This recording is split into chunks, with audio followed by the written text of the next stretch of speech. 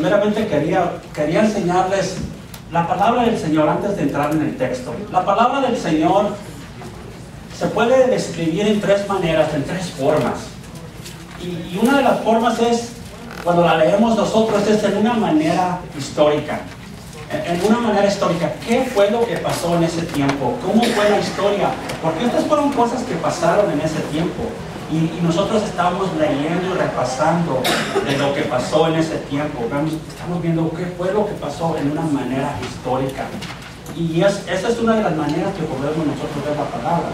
Otra de las cosas del Señor es la manera espiritual. ¿Cómo nos afecta a nosotros esas cosas que pasaron en ese tiempo? ¿Cómo nos afectan a nosotros espiritualmente? No nomás como leemos un libro, que leemos el libro para placer de ver qué pasó en esa historia, ya lo terminamos. Pero lo que podemos ver en la palabra del Señor es cómo nos afecta a nosotros espiritualmente. ¿Y qué fue lo que pasó? Porque a través de lo que leemos, este es nuestro Dios, nuestro Creador, nuestro Salvador. Y es diferente de leer un libro común y corriente como vemos también. La otra cosa que vemos también es en una forma de la aplicación personal. ¿Cómo nosotros podemos aplicar lo que leemos en la palabra para nosotros? Porque si nosotros nos ponemos a leer la palabra y leemos, pero nomás ya la ponemos y la alzamos, pero no la aplicamos, entonces no es una cosa que es el producto bueno para nosotros. Así es de que tenemos que nosotros ver esa aplicación personal, verdaderamente ver los ejemplos que están aquí, en la manera de que cómo la podemos hacer en nuestra propia vida, en hoy presente. Así es de que esto es lo que vamos a ver. Así es de que vamos a continuar con el libro de Gálatas. Y al ver el pasaje que vamos a estudiar esta mañana, hay que recordar 3 puntos para seguir que Dios quiere para nosotros. Vamos a ver lo histórico, lo espiritual y también la aplicación personal. Vamos a ver qué es lo que está allí. Primero, en forma de resumen, la carta de Gálatas se divide en 3 partes. Y tiene el tema de justificación. ¿Y qué es justificación? Si yo les pregunto a ustedes, ¿qué es justificación? Es una palabra que se oye mucho cuando leemos la justificación. La justificación es la doctrina de que Dios perdona, acepta y declara al pecador a ser justo sobre la base de la justicia de Cristo, que se traduce en la paz de Dios. Por la justificación tenemos paz y también su espíritu y la salvación. La justificación es por gracia mediante la fe en Jesucristo, aparte de todas las obras y los méritos de los pecadores. Así es de que es todo es importante de reconocer. Y aquí en la pantalla, y sé que es chico, pero espero que puedan verlos. Aquí podemos ver dónde verdaderamente sale esta definición. No es una definición que nosotros hicimos. Sabemos que está en Romanos, sabemos que leyendo esos versículos en Romanos vemos verdaderamente lo que quiere decir la palabra justificación, que somos perdonados, el perdón que tenemos nosotros. Y una cosa muy importante que va a ser clave en los versos que vamos a aprender ahora es que aparte de todas las obras y los méritos de los pecados, es una cosa que es recibida gratis, una cosa que es recibida que no es merecida, y es lo que vemos. Así es de que esa es la justificación. Así es de que esta carta de Pablo a los de Gálatas está en 3 partes y se desarrolla este tema de justificación. Se va a desarrollar el tema de justificación. El libro de Gálatas, lo primero, vamos a hacer el resumen, como el pastor ya empezó hace como 3 semanas en este libro. Está dividido, para que mejor lo entiendan, está dividido en 3 partes. Son 3 partes. La primera parte es lo personal, que viene siendo el predicador de la justificación. Empieza en el versículo 1:1 y llega hasta el 2:21. Son las credenciales de Pablo, la autoridad de Pablo. Así es de que Pablo en esa carta los primeros dos capítulos está hablando personalmente. Él está dando sus credenciales. Les está enseñando a la gente, a la iglesia que él fue, de dónde viene esto. Ahorita vamos a ver exactamente que él tiene autoridad. No es cualquier persona que él nomás escribió esta carta en una manera que nomás le quiso dar. Así es que es muy importante de aprender que la primera parte de este libro es lo personal. Así es de que para que mejor reconozcanos cuando nosotros leamos este libro, esta carta, tenemos que reconocer lo primero hasta el versículo 2:21 es lo personal. Y el segundo es doctrinal. ¿Y qué se quiere decir con esto? Los principios de la justificación. Otra vez, regresando al tema de la justificación. Los principios de la justificación, la experiencia de los Gálatas. ¿Qué fue lo que estaba pasando en ese tiempo? Del 3:1 al 4:31, Pablo va a hablar de lo que estaba pasando en ese tiempo, de la doctrina de ese tiempo. Es muy importante saber en qué eran las circunstancias en ese tiempo, qué era lo que estaba pasando.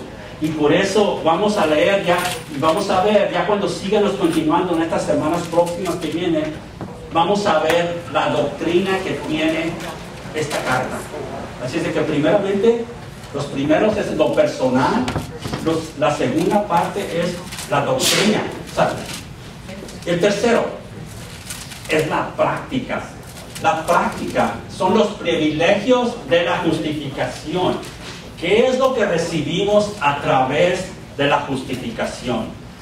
¿Qué es la libertad de los ritos? Ahorita vamos a hablar, a ver de los ritos que tenían en ese tiempo. La gente hacía cosas porque era la ley de ese tiempo.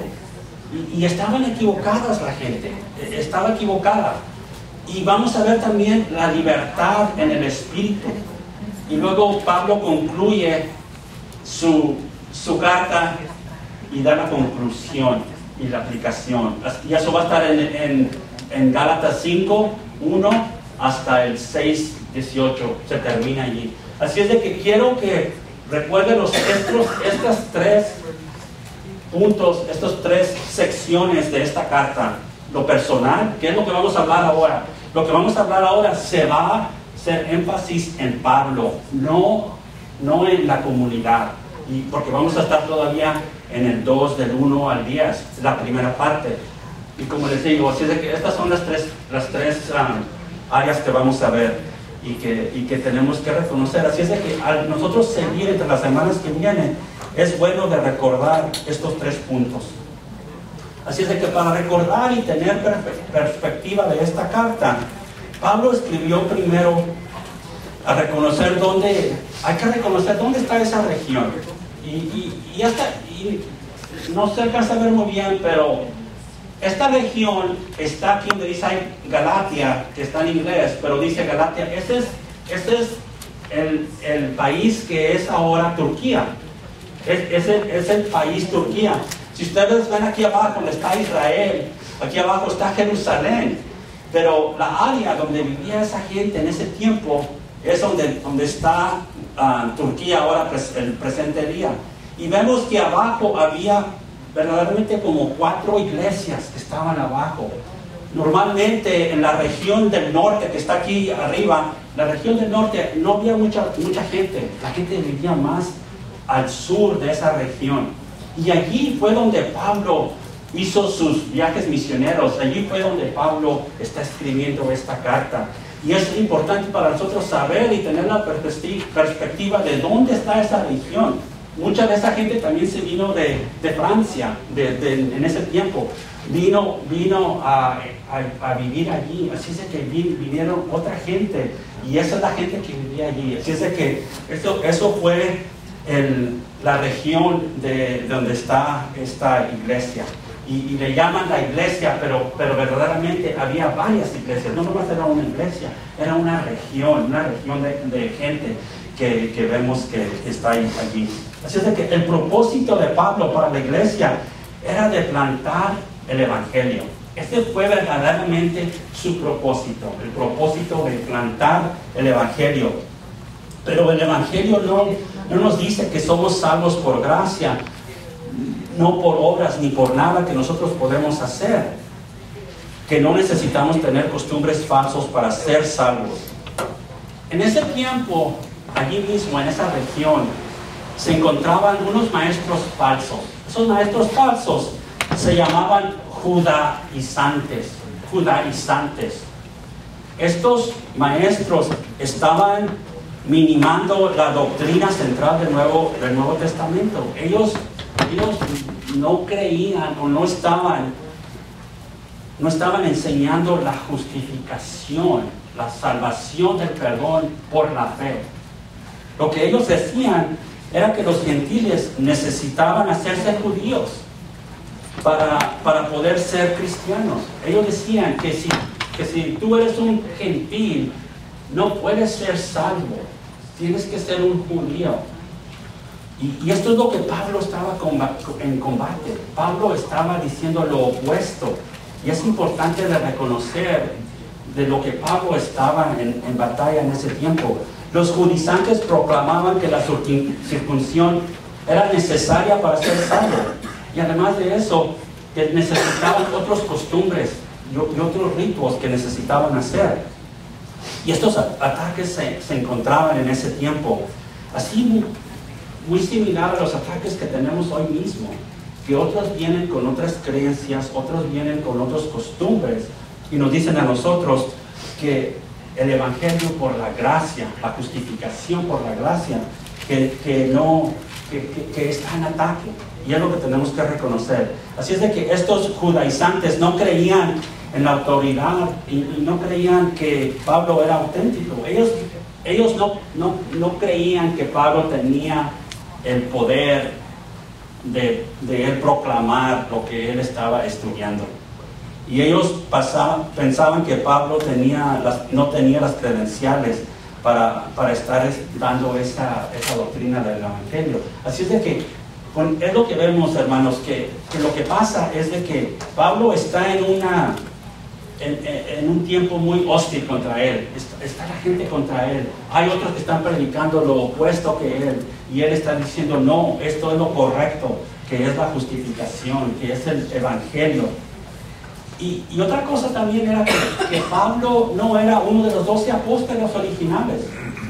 Pablo se puede decir que era parte, ¿verdad? No, él no anduvo cuando Cristo estuvo aquí en la tierra y él estuvo predicando por su ministerio. Pablo no fue uno de los apóstoles. Así que él tenía que defender su autoridad. Así es de que él tenía que recibir y defender esa autoridad, porque muchos decían, pero pues tú quién eres, Pablo, eres cualquier otra persona común y corriente que está diciendo estas cosas. ¿Cómo te vamos a creer? ¿Cuáles son tus credenciales? Así es de que por eso en este libro, el primer capítulo y el segundo capítulo, Pablo está levantando sus credenciales. Pablo está diciendo quién es y por quién tiene esa autoridad. Y es muy importante de notar que Pablo recibió la autoridad directamente ¿de quién? De Dios, ¿verdad? De Dios. Y eso lo vemos en Hechos 9, no tenemos que voltear aquí. Pero si nosotros queremos ver verdaderamente la autoridad que Pablo recibió, lean Hechos 9, ahí está completo. Y esta es la comisión que fue directa de Dios. Él tuvo una comisión directa de Dios.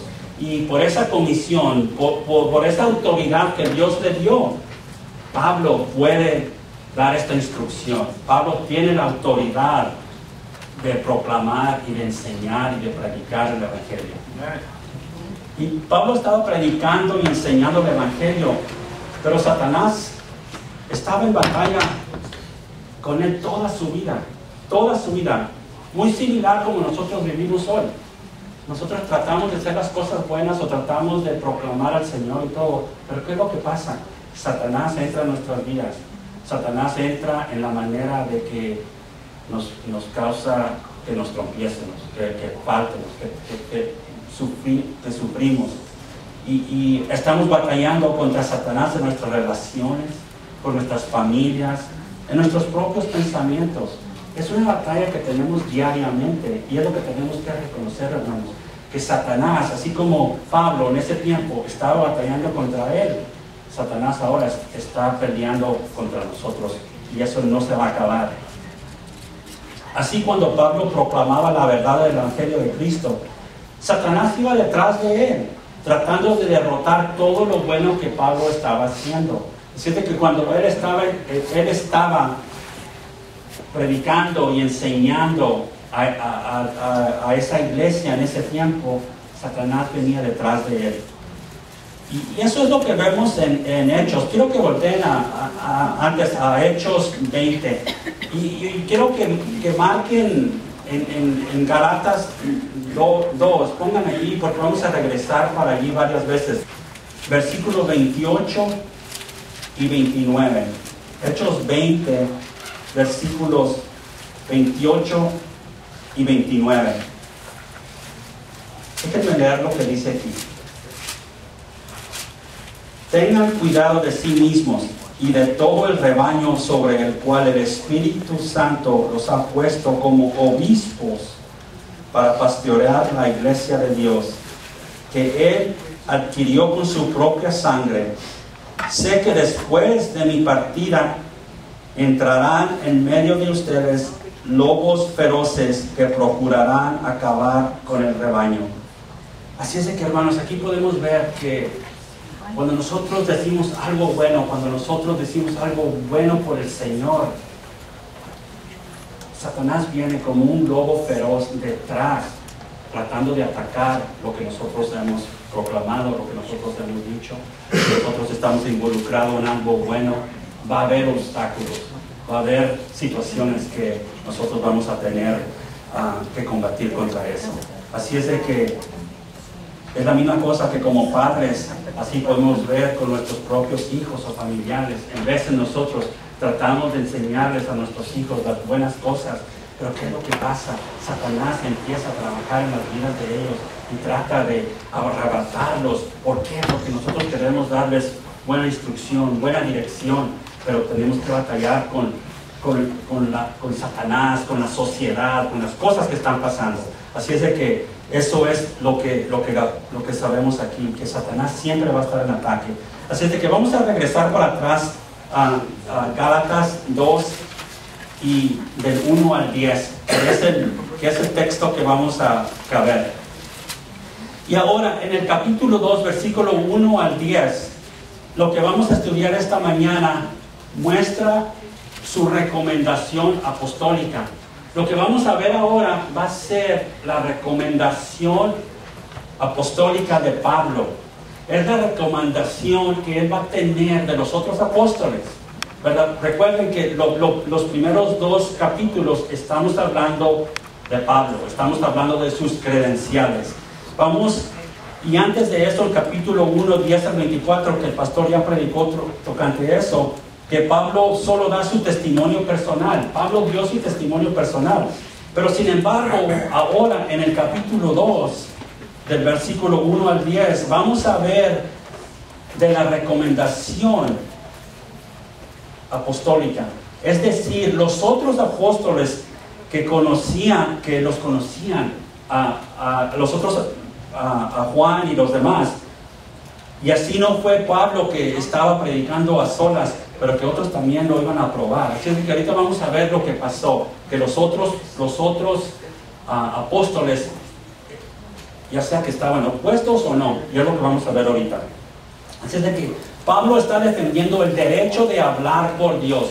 Pablo está defendiendo el derecho de hablar por Él, que si Él tiene ese derecho. Así es de que sigan conmigo en vista. Voy a leer en Gálatas 2, voy a leer del 1 al 10, y esto es lo que vamos a ver ahora esta mañana. Los apóstoles aceptan a Pablo. 14 años después, subí de nuevo a Jerusalén, esta vez con Bernabé, llevando también a Tito. Fui en obediencia a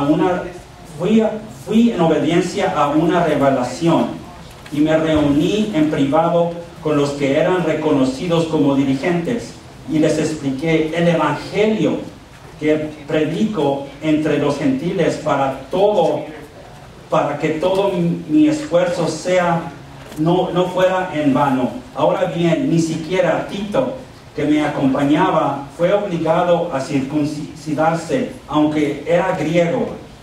El problema era que algunos falsos hermanos se habían infiltrado entre nosotros para coartar la libertad que tenemos en Cristo Jesús a fin de esclavizarnos. Ni por un momento accedimos a someternos a ellos, pues queríamos que se preservara entre ustedes la integridad del Evangelio.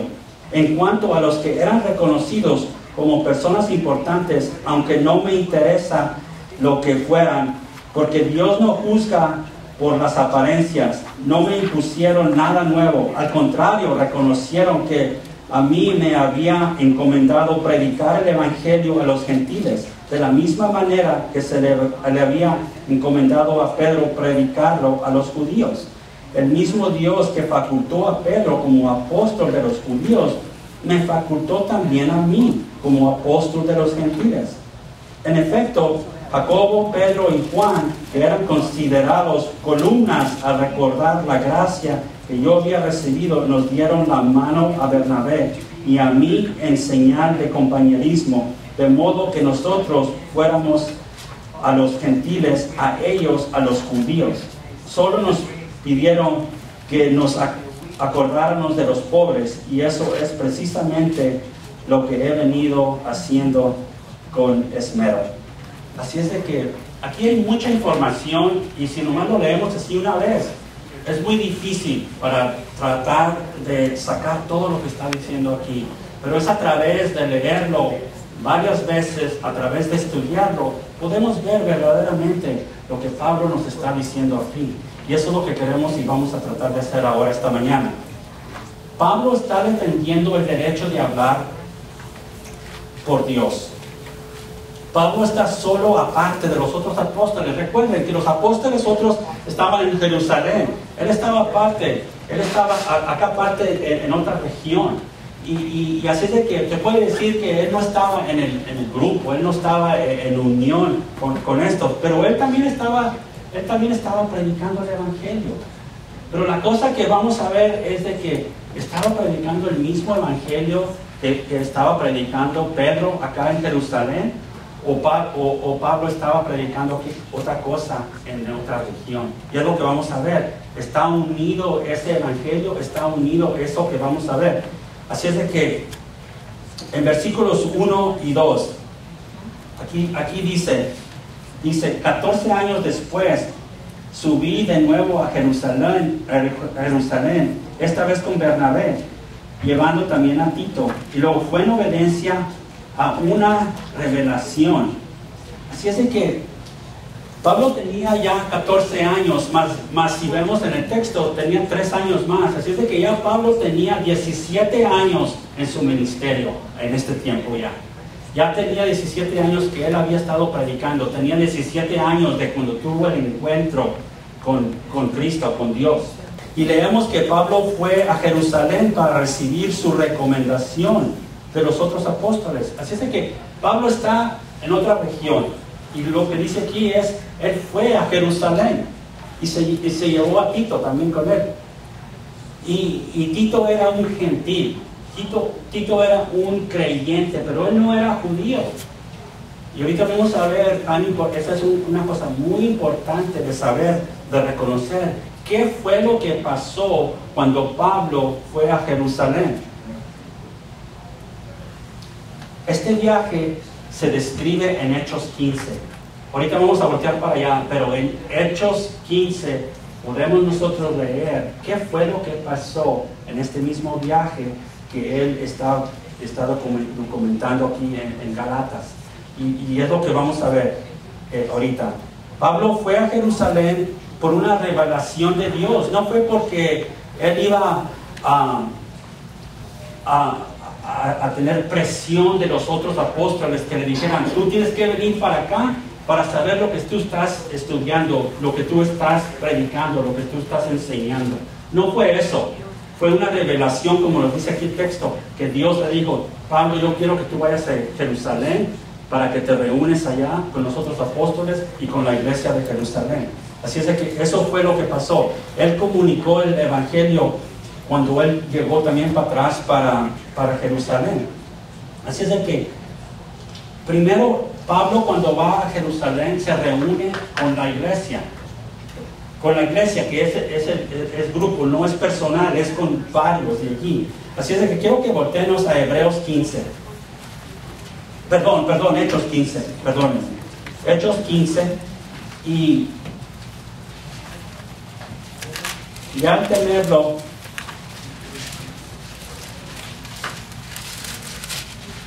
vamos a ver el concilio de Jerusalén.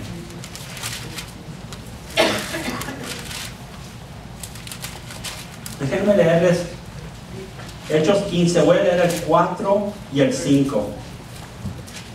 El 4 y el 5.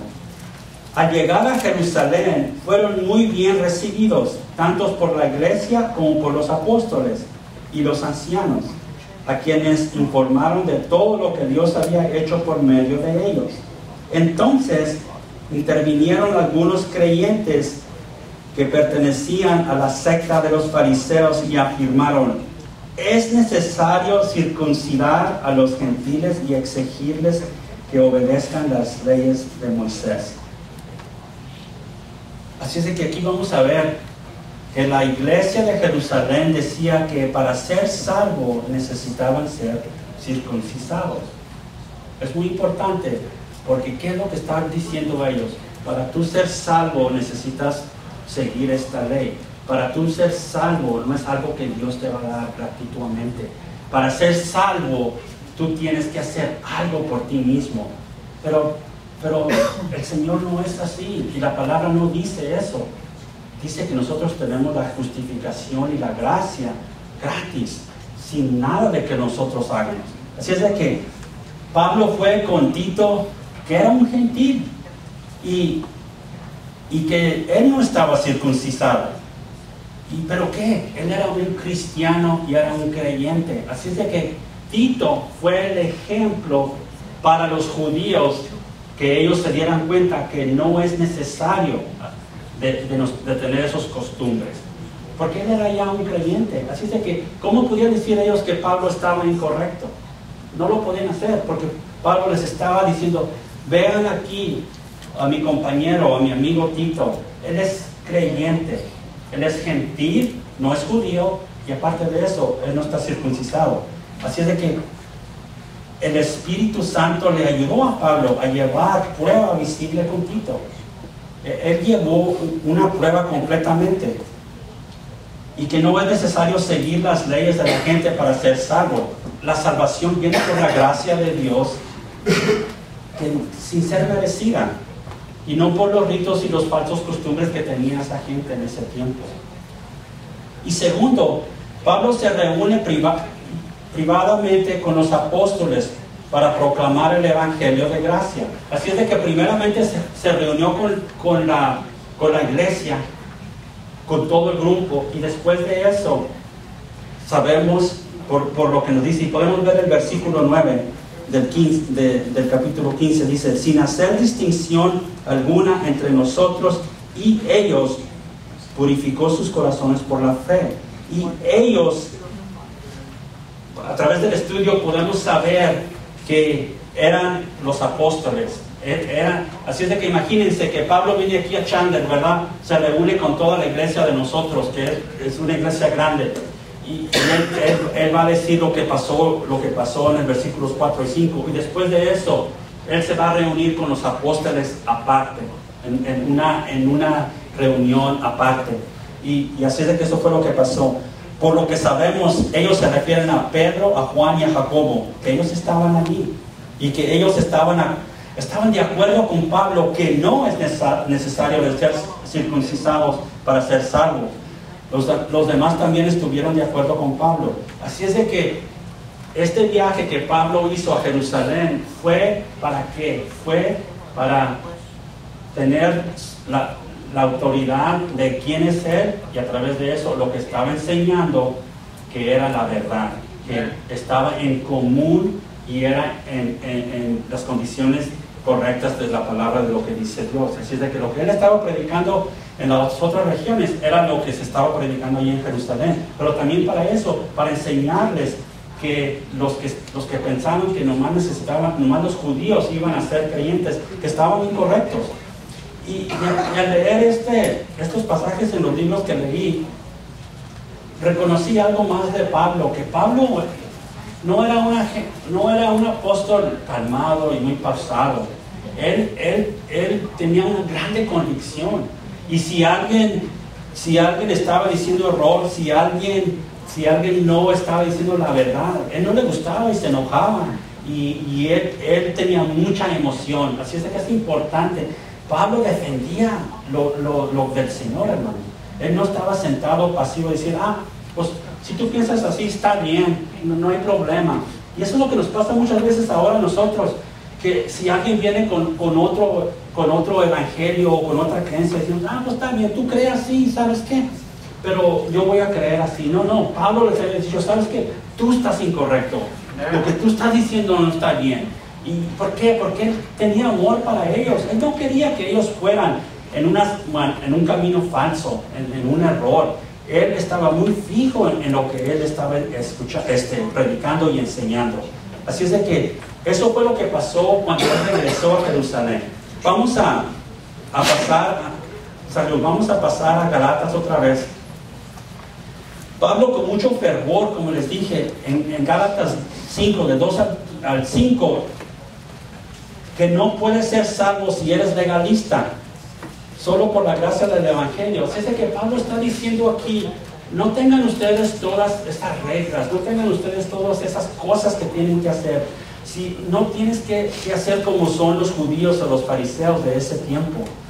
Así es de que el tema de Gálatas, que tenemos libertad en Cristo, y llenos del Espíritu con libertad de la ley. Estamos en Gálatas 2, voltemos al 5, 5.1. 5.1 es el versículo clave y que resume toda la carta. Dice aquí, Cristo nos libertó para que vivamos en libertad. Por lo tanto, manténganse firmes y no se sometan nuevamente al yugo de la esclavitud. Y esto es lo que está diciendo en toda la carta. Nos está diciendo, no quédense ustedes en la esclavitud de las leyes, de los costumbres, de los ritos que son falsos. Pablo nos está diciendo que la libertad está en Cristo. Y hermanos, eso es lo que tenemos que hacer nosotros. De no decir, pues yo para ser salvo necesito hacer esto, otro. No es eso. Lo que tenemos que reconocer es de que ese es un regalo que Dios nos dio. A través de ese regalo, claramente, tenemos que cambiar nuestras vidas.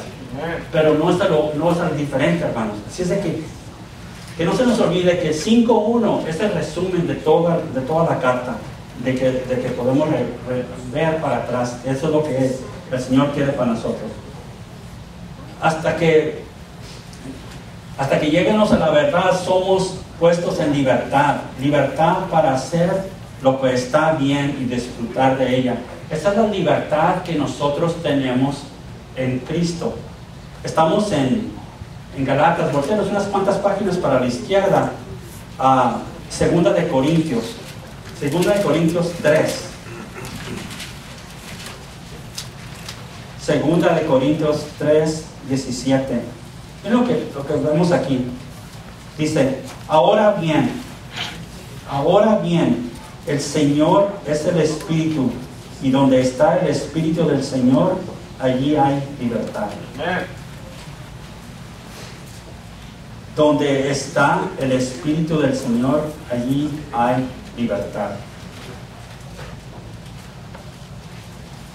Es como cuando un científico o un matemático están trabajando en un problema y trabajan mucho.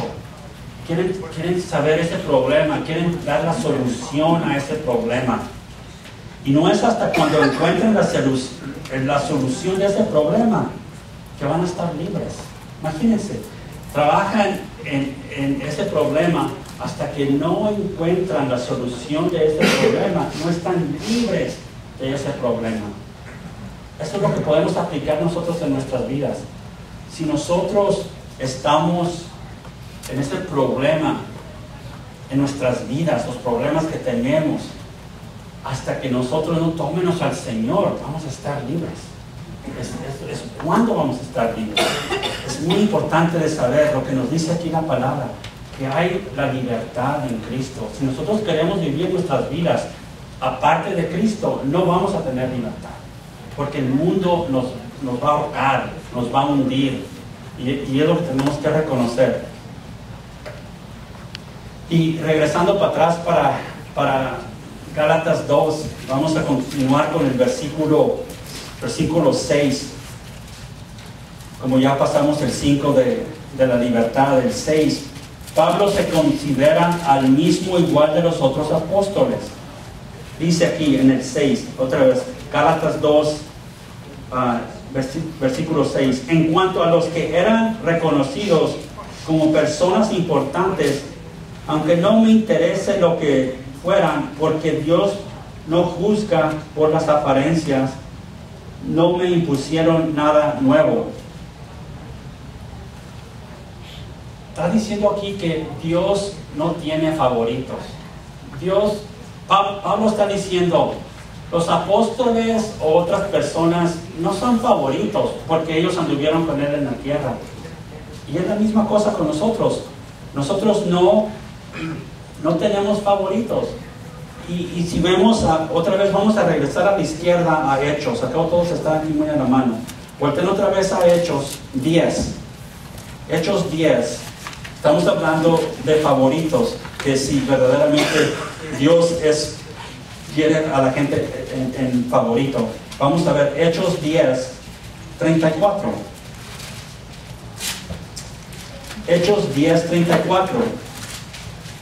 Dice, Pedro tomó la palabra y dijo, ahora comprendo que en realidad para Dios no hay favoritismos, no hay favoritos. Aquí Pedro está reconociendo que no hay favoritos. Así es de que si muchas veces los apóstoles decían, no, pues yo anduve con el Señor por 3 años, yo fui uno de los favoritos, uno de los escogidos. No es eso. Nosotros tenemos que reconocer que todos somos igual. Somos igual ante Dios. Así es de que ustedes, esposas, no digan que son favoritas de Dios, más que sus esposos. Nosotros nadie más es favorito, todos somos igual.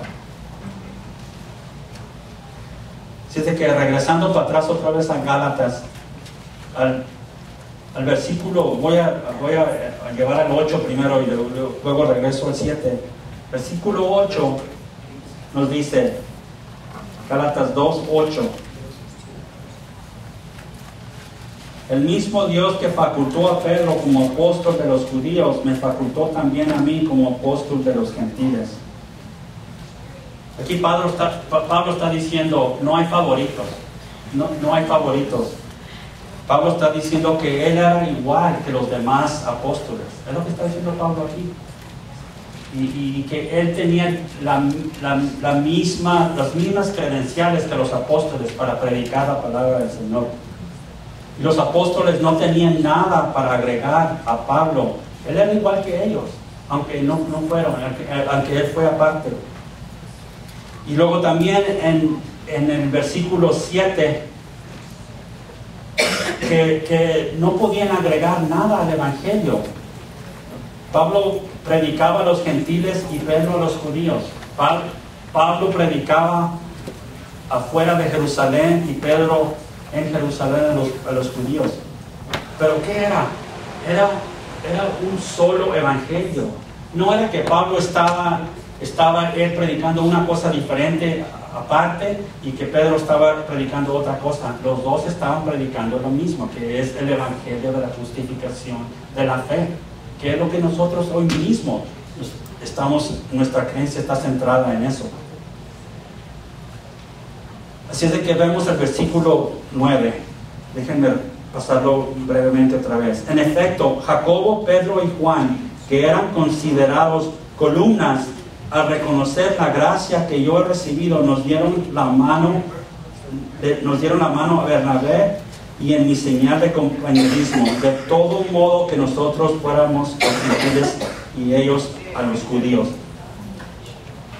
Se puede decir que extendieron su mano. Nosotros tenemos la costumbre de saludarnos por mano cuando nos saludamos unos a los otros, ¿verdad? En ese tiempo, cuando ellos se dan la mano unos a los otros, quería decir que casi es como un contrato que ellos firmaban. Era algo que era más que lo casual de nomás firmarnos. Ellos están diciendo, yo afirmo lo que tú estás diciendo. Les estaban dando su aprobación. Y eso es lo que hicieron aquí, es lo que leemos aquí. Y los tres pilares. ¿Qué eran los tres pilares? Esos apóstoles, ¿verdad? Estaban de acuerdo en el mismo evangelio de Pablo. Así es de que había visto diferencias en ese tiempo y gente estaba diciendo que lo que estaban predicando los apóstoles y lo que Pablo estaba predicando eran diferentes evangelios. Pero no es eso. Aquí mismo ellos están afirmando y los saludan y lo afirman y les dan la mano y les están diciendo, tú estás predicando el mismo evangelio que yo estoy predicando. Y ese es el compañerismo que tenían, que esa es la misma promesa del evangelio. Así es de que eso es lo que vemos. Eso fue lo que pasó. Los apóstoles de Jerusalén tomaron las manos de Pablo y sus compañeros y les dijeron, somos socios, estamos en el mismo trabajo. Sería como los misioneros que andan, ahora Miguel anda en Marruecos, hay otros que van a otras partes del mundo. Ellos están predicando lo mismo que se está predicando aquí en Chandler, lo que se está predicando en México, en Cuba, donde sea, en todas partes. Y es lo que tenemos que reconocer, es de que somos socios en nuestro trabajo. Y eso es todo, está completo allí. Eso fue el fin para los judaizantes. Ya ellos entonces reconocieron lo que nosotros estábamos predicando antes era en error. Que vayamos a los gentiles a decirles que no necesitan esa circuncisión, tampoco los judíos. Así que fue el mismo evangelio que se predica. Y esto es lo que se llama, o lo que podemos nosotros clasificar como la unidad del evangelio. La unidad del evangelio es que es nomás un evangelio porque es nomás un Dios, es un solo Dios. No hay varios dioses, no hay diferentes niveles de dioses y nada de eso. Hay nomás un solo Dios. Y por eso hay de haber nomás un solo evangelio.